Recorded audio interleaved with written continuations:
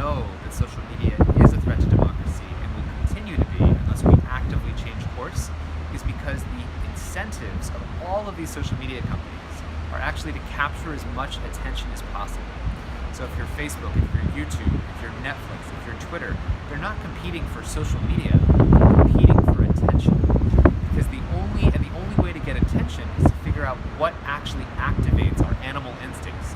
So for example, if you have one version of Facebook over here that's showing you things that are outrageous, that make you angry, that make you upset, that causes people to click, to share, and to spend more attention and time than if you had another version of Facebook that did not actually use outrage to do it. So Facebook has to play the outrage card, not because it wants to do that, but its algorithms are trying to figure out what's best at capturing attention. And in the last election, it found out that there was a keyword, one keyword, that got every human being on Earth to click, just this magic word. And that one magic word was Trump, right?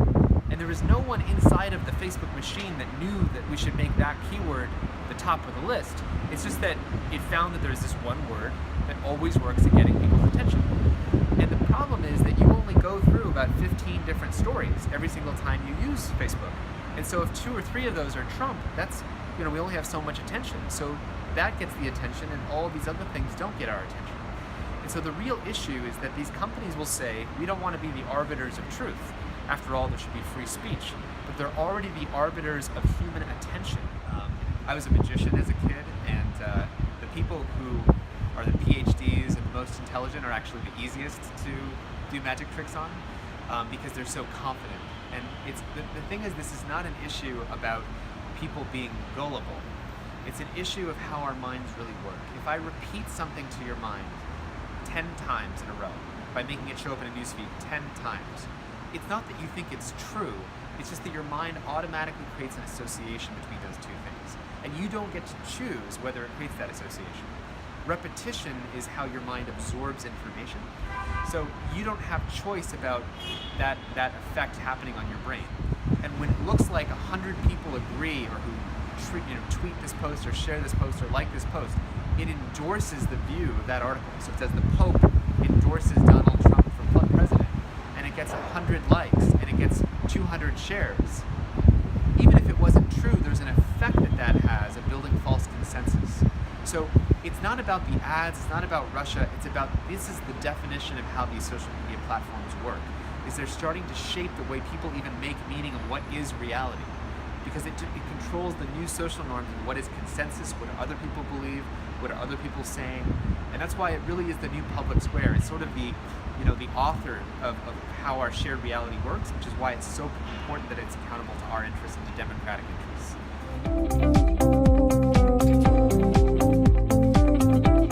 Una forma diferente de gobernar por las herramientas de la tecnología que están cambiando la forma de hacer cosas. En América Latina tenemos reglas electorales puntillosas, escrupulosas, veda electoral, faltando 48 horas, no se puede hacer propaganda, no puedes hacer temas, no puedes difundir exit polls en los canales de televisión hasta las 7 de la noche, pues con esto ya esas reglas no valen, y el desafío creo que queda es cómo usar las herramientas para adecuar lo que hacen los gobiernos en nuestros países para dar mejor servicio a los ciudadanos.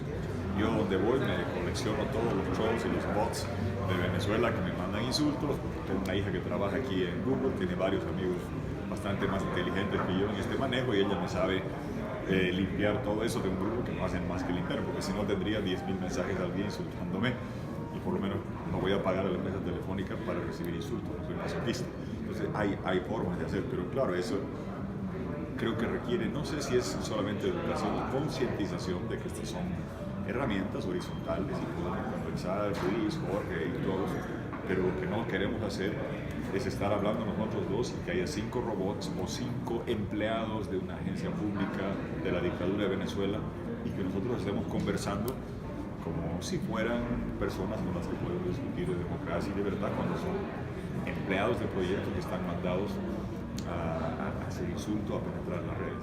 Pero ¿qué pasaría si el dueño de Facebook o Larry Page, el dueño de Google, quisieran ser presidentes de Estados Unidos?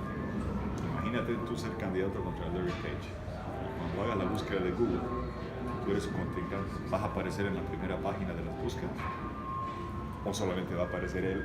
Entonces, claro, ¿dónde está el límite? Hay un poder muy grande. Ahora, se supone que hay autorregulación, que hay ética y demás, pero yo hice la pregunta de forma provocativa. ¿Qué pasa si el dueño de Facebook quiere ser candidato a la presidencia de Estados Unidos? ¿Cómo se manejaría el alimentar el flujo informativo y de noticias? Las que le favorecen solo entran primero, las que no le favorecen se van atrás. Esa discusión está sobre la mesa. Very interesting discussion about what the tech industry itself needs to do and what might be the role of policy or governments if they don't take steps to self-regulate. But this is a new thing, and most of us who are members of the Club of Madrid were in office, some time ago. I mean, there's some more recent. But so for us, these challenges that we saw particularly in the 2016 election, as they were able to be manipulated, particularly with the support of Russia and others, these are new and almost a different order of magnitude of the kind of challenge. Right. Anybody can put anything on the air, and it's all false news, and that will completely destroy the dialogue between the political class and the people. And how can we persuade the industry to show responsibility in that? Because when they say, we're not there for that, yes, but they are the vehicle that lead the people to be misled on a daily basis. So they have a responsibility. And if they don't self-discipline themselves, it's better to fasten their seatbelt because the governments will do it for them. Para mí lo que se requiere es la confluencia de las grandes empresas de tecnología con los que estamos encargados de hacer políticas públicas y con la sociedad civil para encontrar un balance en cómo regular, cómo educar, cómo mantener el acceso y cómo, por ejemplo, tener transparencia plena. I think regulation is needed, but it has to be smart. A good example of good regulation is GSM standard that was adopted in Copenhagen 1987 for mobile technology to be developed. And it became later on, first it was European standard, but it became later on global standard. And that was created in collaboration between business and government. Even European institutions were included into that. I think it's a good example that good regulation, smart regulation, is able to assist technology to be used. Well, I have a strong libertarian streak in terms of wanting to protect liberty, individual freedom, and freedom of speech. And so I do worry when government gets involved in regulating speech and in regulating media. It's a dangerous slope toward the abridgment of individual freedom. And so I have some concerns about the law that Germany passed last year, which puts heavy financial and potentially criminal liability on the internet platforms to regulate content. I think it's better if we can avoid going down the road of heavy government mandates in this regard. But the companies are going to have to do more voluntarily to downgrade the virality and identify the personality of bots and fake information and organize state campaigns or organizational campaigns of mistruth and manipulation. They're going to have to do more to identify this and to change their algorithms that are pushing this in a very electrifying way if they're going to avoid the heavier hand of state regulation. And so this is why I think it's a better approach to try and bring collective public, user, and employee pressure on the social media platforms to behave in a more responsible way.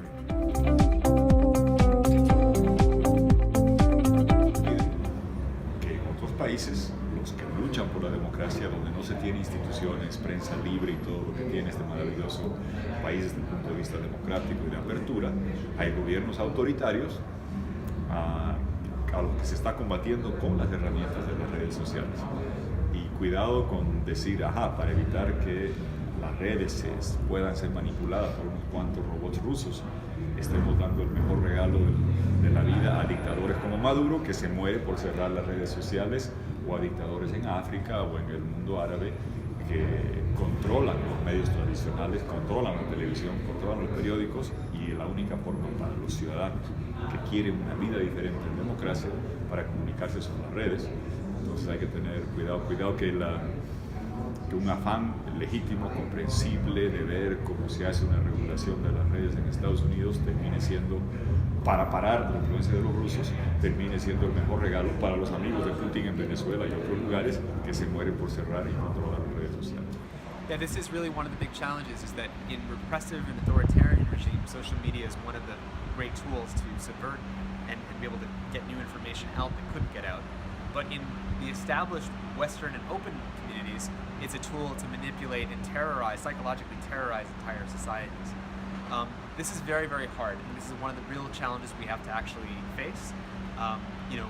Clearly, one of the ways that would really help is if there was more transparency about disinformation campaigns, so that outside researchers could access more of the data about what really happened. There's ways that independent outside researchers could get access to that data that wouldn't involve governments. If one of the concerns is that it shouldn't be that governments have access to that data, but certain neutral and trusted independent bodies who can actually do the research and have privileged access to the research, who do not have an NDA, a non-disclosure agreement with the companies, that would help a lot.